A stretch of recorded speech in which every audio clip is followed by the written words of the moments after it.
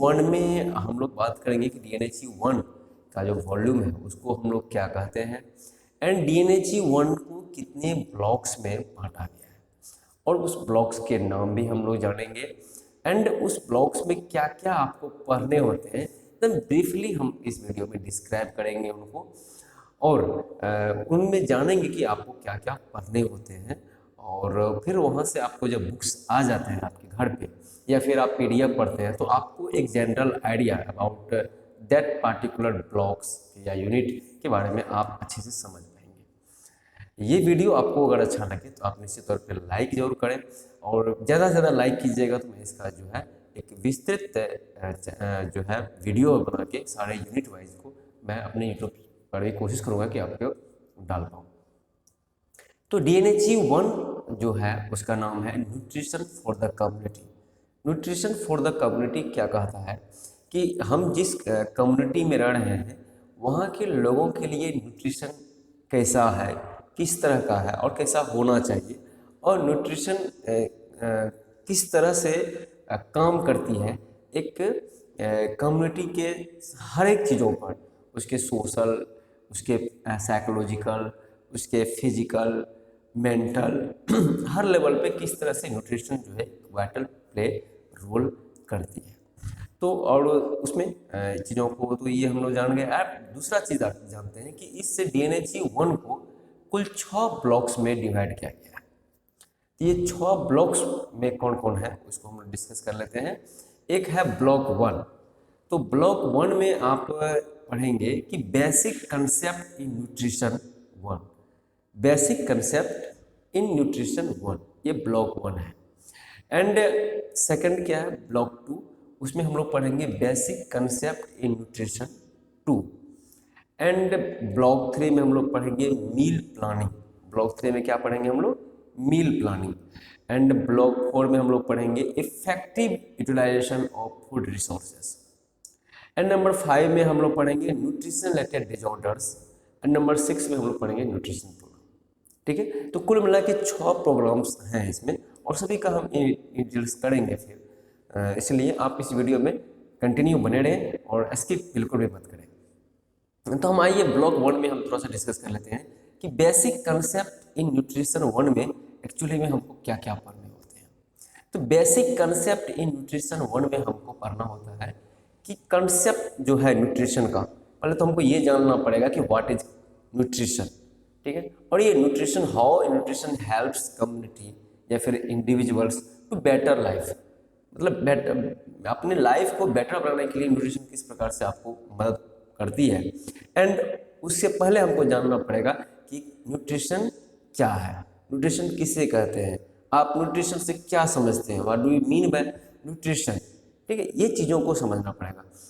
इस कंसेप्ट को समझने के बाद, व्हाट इज न्यूट्रिशन का एक इलाबोरेटेड चीज़ों को आप समझने के बाद फिर न्यूट्रिशन में वो कौन कौन से फैक्टर्स हैं जो आपको एक कंप्लीट न्यूट्रिशन प्रोवाइड करता है overall development of your life को, तो वो चीज़ों को हम लोग इसमें बारीकी से पढ़ते हैं। जैसे कि हम 6 फैक्टर्स होते हैं आपके कंप्लीटली न्यूट्रिशन को आप एक न्यूट्रिशन को डेवलपमेंट कराने के लिए।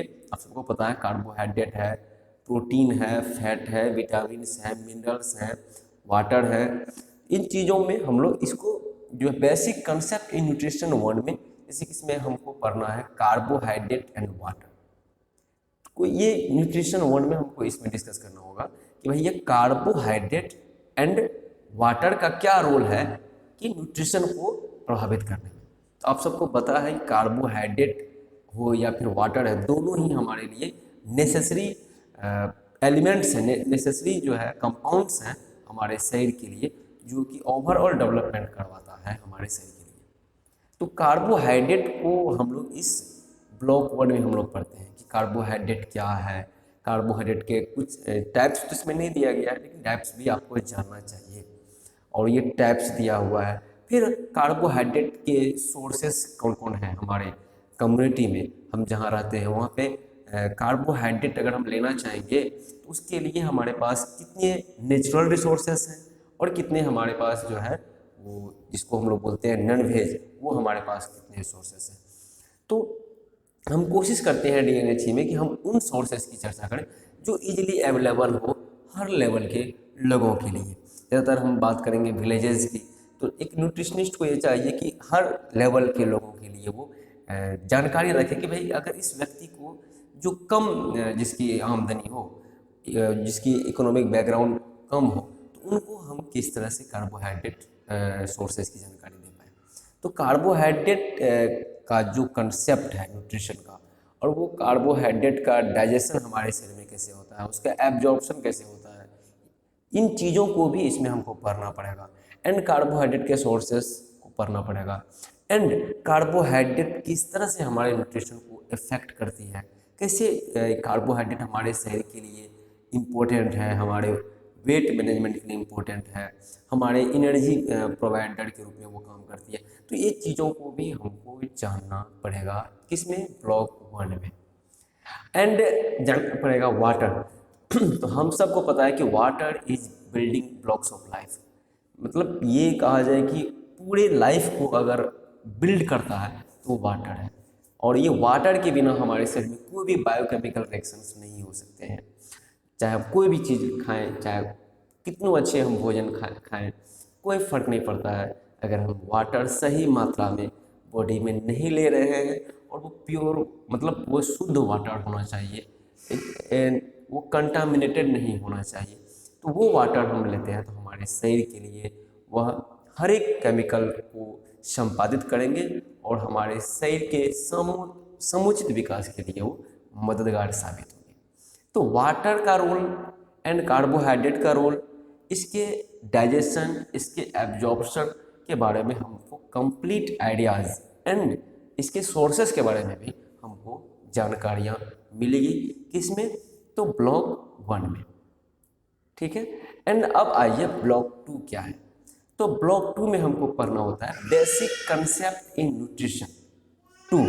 बेसिक कंसेप्ट इन न्यूट्रिशन 2, इसमें हमको पढ़ने होते हैं फैट्स एंड न्यूट्रिशन के बारे में, सॉरी फैट एंड प्रोटीन के बारे में। तो इसमें जो है फैट के बारे में भी हम लोग पढ़ेंगे एंड न्यूट्रिशन के बारे में पढ़ेंगे, क्योंकि फैट का क्या रोल है हमारे बॉडी में। आप सबको पता होगा फैट जो है बॉडी के वेट गेन करने में मदद करती है, और साथ ही साथ फैट जो है एक समुचित मात्रा में हमारे शरीर के लिए इसलिए ज़रूरी है क्योंकि हमको दिनचर्या में जितने भी सारे वर्कआउट हम करते हैं उनके लिए एनर्जी प्रोवाइड का काम ये करते हैं फैट। ठीक है। और भी प्रोटीन के बारे में, ये प्रोटीन जो है मसल बिल्डिंग का काम करते हैं, और प्रोटीन हमारे शरीर के समुचित विकास के लिए जो है वो जरूरी है। ठीक है। हम इस वीडियो में प्रोटीन के फंक्शंस के या फैट या कार्बोहाइड्रेट वाटर के फंक्शन पे हम उतना डिटेल नहीं जाएंगे क्योंकि वीडियो बहुत लंबा हो जाएगा। हम आपको ब्रीफली डिस्क्राइब कर रहे हैं कि आपको डीएनएच 1 में क्या क्या पढ़ने होते हैं। इसका वीडियो हम डिटेल लाएंगे आपको।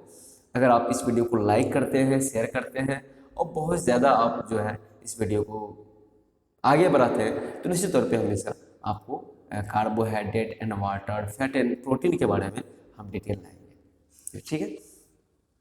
तो इन चीज़ों को हम लोग किस में पढ़ेंगे, ब्लॉक 2 में। कुल मिला के फिर इसका हम लोग डाइजेशन, एब्जॉर्प्शन, फिर इसका जो है रोल क्या है हमारे बॉडी के डेवलपमेंट में, ग्रोथ में, तो इन चीज़ों को हम लोग इसमें पढ़ेंगे। किसमें, ब्लॉक 2 में। ठीक है। अब आइए ब्लॉक 3 में हम लोग क्या पढ़ेंगे, मील प्लानिंग। ये मील प्लानिंग एक न्यूट्रिशनिस्ट को काफ़ी इसमें मतलब की प्ले है, इसमें की कहा जाए कि एक डीएनएचई को मील प्लानिंग के बारे में तो अवश्य रूप से बेहतरीन जानकारियाँ होनी चाहिए कि हमको कैसे मील प्लानिंग करना है about any particular type of disease.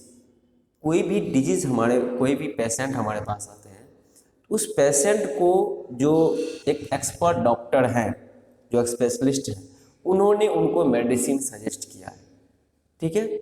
Medicine उनको खाना है 2 टाइम, 3 टाइम, 4 टाइम जो उनको दिया गया, लेकिन आप उसके लिए मील कैसे प्लानिंग करते हैं, उसके लिए डाइट कैसे बनाते हैं कि किस प्रकार का डिजीज़ है और उस डिजीज़ के समुचित, उस डिजीज़ के अनुरूप आपके पास डाइट प्लान कैसा होना चाहिए ताकि उसका बॉडी इजीली उस भोजन को डाइजेस्ट कर पाए, एब्जॉर्ब कर पाए और एक्सक्रीट कर पाए, इजेशन भी कर पाए और उससे ज़्यादा से ज़्यादा न्यूट्रिशन जो है बॉडी को मिल पाए, ताकि वो जल्द से जल्द उस डिजीज से रिकवर हो पाए।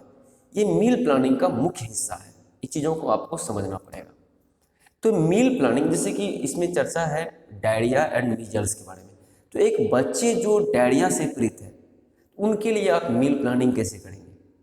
आप आंगनबाड़ी कार्यकर्ता हैं और आपके पास एक डायरिया से संबंधित बच्चे आते हैं, तो आप कैसे जो है इसका मील प्लानिंग करेंगे? तो आप सबको कॉमन बताया जाता है कि हम उनके लिए खिचड़ी तैयार करेंगे। वो खिचड़ी में अलग अलग चीज़ें हम डालेंगे जो उस बच्चे की उम्र, उसके वजन पर निर्भर करेगा, ठीक है। और उसके बाद उसमें हम ORS घोल बना के देंगे। मार्केट में अगर उपलब्ध है तो वो देंगे, नहीं तो फिर हम खुद बना लेंगे। कैसे बनाएंगे? आप सबको पता है कि अगर 1 गिलास पानी लेते हैं, उस 1 गिलास में हम 1 चम्मच चीनी, 2 चम्मच चीनी दिए तो 1 चम्मच नमक देंगे। कुछ नींबू का हम रस भी दे सकते हैं। तो इससे हमारा नेचुरल ORS बन जाता है। और बच्चों को चम्मच चम्मच से या जिस उम्र का है उसके अकॉर्डिंग हम उसको प्रोवाइड करते रहेंगे, ताकि जो भी उसके शरीर से वाटर निकल रहा है, इलेक्ट्रोलाइट निकल रहा है, वो हम वाटर इलेक्ट्रोलाइट की भर उसमें पूर्ति करते चले जाएं, इससे कि उसको न ही वेट लॉस होगा और न ही उसमें वीकनेस आएगा। तो ये मील प्लानिंग आप कैसे करते हैं, ये ब्लॉक 3 का मुख्य कंपोनेंट्स है। तो ये ब्लॉक 3 आपको पढ़ना चाहिए। चलिए नेक्स्ट आइए, ब्लॉक 4 में हम लोग पढ़ते हैं effective utilization of food resources. ये अभी के समय में जिस तरह से मार्केट में फूड प्रोसेसिंग का दौर चल रहा है हमारे इंडिया में, इंडिया ही नहीं वन पूरे वर्ल्ड भर में, अब हम लोग फूड प्रोसेस पे ज़्यादा काम कर रहे हैं। फूड प्रोडक्ट्स हम लोग ज़्यादा मार्केट से खरीद रहे हैं। ये चीज़ों को इसमें समाहित किया गया है कि आपके पास खुद नेचुरल रिसोर्सेज है भोजन का, ठीक है, और फिर आप न जानते हुए उसको आप मार्केट में सेल करते हैं। और एक जो फूड प्रोसेसिंग प्लांट्स हैं, उस नेचुरल प्रोडक्ट्स को जो आपने खेतों में उपजाया है उसको वो परचेज करते हैं एंड फिर वो उसको प्रोसेस्ड करते हैं, फिर वो आपके पास पहुंचाते हैं ज़्यादा दामों में, और उसको ज़्यादा ड्यूरेबल बनाते हैं, ज़्यादा उसमें उसकी क्वालिटी इम्प्रूव कर देते हैं, उसके न्यूट्रिशनल में इम्प्रूवमेंट कर देते हैं। लेटर और वो हमारे पास पहुंचता है, फिर हम उसको कंज्यूम करते हैं। लेकिन effective utilization of food resources इसमें कहता है कि आपके पास जितनी भी किचन में सामग्रियां हैं, आपने खेती बाड़ी में जितनी भी चीज़ें लगाई, उसके किस तरह से आप ज़्यादा से ज़्यादा उससे जो भी प्रोटीन से संबंधित, न्यूट्रिशन संबंधित जितने भी कंपोनेंट्स हैं, उनको ज़्यादा से ज़्यादा हम कैसे प्राप्त कर पाएँ, कैसे कम्युनिटी तक पहुंचा पाएँ और कम्युनिटी को ये अवेयर कर पाएँ कि आप ज़्यादा से ज़्यादा जो है न्यूट्रिशन चीज़ों को, न्यूट्रिशनिस्ट मटेरियल को आप कैसे यूटिलाइजेशन कर सकते हैं बिना उसको पकाने के दौरान या फिर उसके काटने के दौरान, धोने के दौरान। ये सारे चीज़ों को इसमें समाहित किया गया है किसमें? ब्लॉक 4 में। बहुत इंटरेस्टिंग टॉपिक रहेगा ये जब हम लोग इस पर डिस्कस करेंगे। नेक्स्ट जो 5वां ब्लॉक है उसमें है nutrition related disorders. Nutrition related disorders जो है हमारे देश में लगातार मिल रहे हैं, और गवर्नमेंट ऑफ इंडिया के साथ साथ स्टेट गवर्नमेंट भी अक्सर न्यूट्रिशन रिलेटेड डिजॉर्डर्स पे चर्चाएं भी करते हैं, और उसके लिए अलग अलग प्रकार के प्रोग्राम्स भी वो चलाए जा रहे हैं। हम लोग नेक्स्ट ब्लॉक में इसी पर चर्चा करेंगे। फिलहाल हम लोग चर्चा करेंगे न्यूट्रिशन रिलेटेड डिजॉर्डर्स में, जैसे कि बच्चों में आम है प्रोटीन से रिलेटेड डिजीज, जैसे क्वेशियोकोर है, मेरेस्मस है, ग्वाटियोर है। बच्चों में तो नहीं होता, ये माताओं में ज़्यादातर, पुरुषों में ज़्यादातर होते हैं ये न्यूट्रिशन रिलेटेड डिजीज हैं। एंड रिकेट्स जो है वो विटामिन डी की कमी से हो जाता है, विटामिन ए की कमी से जो है नाइट ब्लाइंडनेस के शिकार हो जाते हैं। तो कुल मिला के जो न्यूट्रिशन जो है विटामिन की कमी से हो या मिनरल्स की कमी से हो या फिर कोई अन्य प्रोटीन की कमी से, जैसे क्वाशियोकोर मेरेस्मस की हमने बात किया, तो इन सब चीज़ों से अगर कोई डिजीज उत्पन्न हो रहा है तो वो डिजीज को फिर कैसे हम, डिजीज न हो उनको कैसे हम रिकॉग्नाइज करें किसी खास व्यक्ति में, और फिर उसको उस प्रकार का डाइट दिया जाए ताकि उसको उस बीमारी में हम रिवर्स कर पाएँ कि वो बीमारी से वो पीड़ित न हो पाए। अगर हो भी गए हो तो एक शॉर्ट टाइम में या फिर कहा जाए कि मीडियम टाइम तक में उसको उस चीज़ से हम बाहर निकाल पाए। तो ये न्यूट्रिशन रिलेटेड डिजॉर्डर्स के बारे में इसमें आपको पढ़ने होते हैं। अब आइए नंबर 6 में हम लोग बात करें न्यूट्रिशन प्रोग्राम्स क्या है। न्यूट्रिशन प्रोग्राम्स में जैसा कि हमने भी जस्ट चर्चा किया था कि हमारे गवर्नमेंट ऑफ इंडिया के द्वारा या फिर स्टेट गवर्नमेंट के द्वारा अलग अलग न्यूट्रिशन से रिलेटेड डिजॉर्डर्स पे वो इनिशिएटिव चलाते हैं। लाइक अगर हम बात करें कि विटामिन ए की जो खुराक है वो सभी आंगनबाड़ी केंद्रों के साथ साथ सभी सामुदायिक स्वास्थ्य केंद्रों पे उपलब्ध है। जो बच्चों का जो एक पीरियड है, टाइम है, वो पीरियड पे आप विटामिन ए का खुराक उसको देते हैं ताकि उसको आँखों से संबंधित कोई भी रोग उत्पन्न न हो पाए, उसकी रोशनी नहीं जाए, रोशनी मेंटेन रहे और कलर ब्लाइंडनेस से संबंधित कोई भी इशू उत्पन्न न हो। इसलिए हम लोग विटामिन ए की खुराक जो है उसको समय पर हम लोग देते हैं। एंड उसको और भी हम चीज़ों पे अगर बात करें तो विटामिन ए हो गया, उसके बाद मीजल्स की हम लोग तो वैक्सीनेशन का एक अलग इशू है, उसमें हम लोग इसमें शामिल नहीं कर सकते हैं। लेकिन फिर हम अगर दूसरे चीज़ों में हम बात करें तो एल्बेंडाजोल की भी चल रहा है। रिसेंटली एल्बेंडाजोल जो है प्रदेश भर में चल रहा है, बच्चों को खिलाया जा रहा है। ये एल्बेंडाजोल क्या है कि न्यूट्रिशन को अफेक्ट करता है। जब शरीर में कृमि उत्पन्न हो जाते हैं पेट में तो वो आपके पोषण पे निर्भर करना शुरू कर देता है। फिर आपको आपकी न्यूट्रिशन है वो घटने लगती है और आपकी प्रोडक्टिविटी, आपकी फिजिकल मेंटल ग्रोथ जो है वो रुक जाती है। तो ये भी गवर्नमेंट ऑफ इंडिया के द्वारा जो है सभी आंगनबाड़ी केंद्रों में या सामुदायिक स्वास्थ्य केंद्र में एल्बेंडाजोल बच्चों को दिया जाता है। और ये एल्बेंडाजोल जो है वर्मिसाइड की तरह काम करते हैं और फिर बच्चे की स्वास्थ्य जो है वो बेहतर होने लगता है।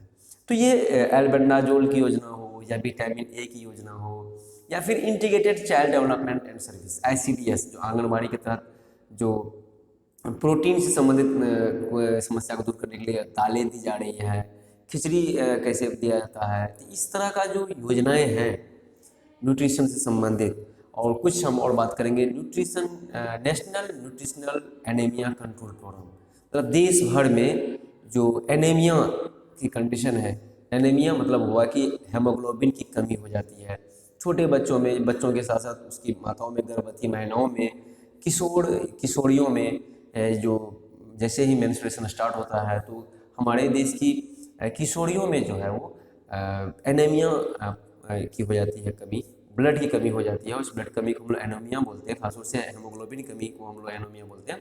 तो हम लोग मान लेते हैं कि वो ब्लड की कमी को उसमें शामिल करते हैं। तो ये जो हमारे देश में किशोरियों से संबंधित हो या बच्चों ये गर्भवती महिलाओं को एनेमिक नहीं हो पाए वो, उनकी इस समस्या को दूर करने के लिए भारत सरकार ने national nutritional anaemia control programmes चलाए जा रहे हैं। उसमें क्या है कि आपको आपके पास जो हरे साग सब्जियां हैं उसका आप समुचित उपयोग करें। उसके बाद मार्केट में जो आयरन फॉलिक एसिड की आपके आंगनबाड़ी में या फिर सामुदायिक स्वास्थ्य केंद्र में आयरन फॉलिक एसिड की टैबलेट्स मिलती हैं, वहाँ भी आपको वो चीज़ें समय समय पर लेनी चाहिए, डॉक्टर से संपर्क करनी चाहिए। तो ये चीज़ें जो है हमारे देश के द्वारा चलाया जा रहा है, स्टेट गवर्नमेंट भी इसमें मदद करते हैं। और इस तरह के प्रोग्राम्स में क्या होता है कि एक समुदाय को पता चलता है और समुदाय को DNHE होने के नाते, एक हेल्थ एजुकेटर होने के नाते आपका दायित्व है कि आप इस तरह के प्रोग्राम्स में भी आप हिस्सा लें और लोगों को अवेयर करें। नेक्स्ट हम लोग आते हैं आयोडीन प्रोफाइलैक्सिस प्रोग्राम, कि आप सबको पता है कि आयोडीन की कमी से जो है ग्वाइटर की समस्या हो जाती है, थायराइड की समस्या लगातार इसमें आ जाते हैं। तो आयोडीन की मात्रा, हमको पता है कि आयोडीन युक्त नमक खाना चाहिए, तो इसको इस तरह से हम अवेयर फैलाते हैं अपने कम्युनिटी में ताकि लोगों को आयोडीन की महत्व को पता चल पाए और लोगों को और आयोडीन की एक समुचित मात्रा वो अपने भोजन में शामिल करें और लोगों को भी वो अवगत कराएं। तो कुल मिला के आयोडीन प्रोफाइलैक्सिस प्रोग्राम्स जो है वो देश भर में चलाए जा रहे हैं। अलग अलग और भी बहुत सारे प्रोग्राम्स हैं और आपको जानना भी चाहिए, अब बुक्स में आपको मिलेंगे भी, उन चीज़ों को इसमें पढ़ना होता है। तो कुल मिला के हमने इग्नू DNHE के DNHE 1 nutrition for the community के बारे में हमने आपको इस वीडियो में एक ब्रीफली डिस्क्राइब किया कि आपको DNHE 1 में कुल 6 ब्लॉक्स में क्या क्या पढ़ने होते हैं। तो कैसा लगा ये हमारा वीडियो, आप निश्चित तौर पे हमें कमेंट्स के माध्यम से बताएं, लाइक करें, अपने फ्रेंड्स को शेयर करें। और अगर आप पहली बार आए चैनल पे और डीएनएची में आपने एडमिशन लिया है तो निश्चित तौर पे चैनल को सब्सक्राइब करें और हमें सब्सक्राइब करके हम पे विश्वास और ट्रस्ट करें। Thanks for watching this video. Thank you so much.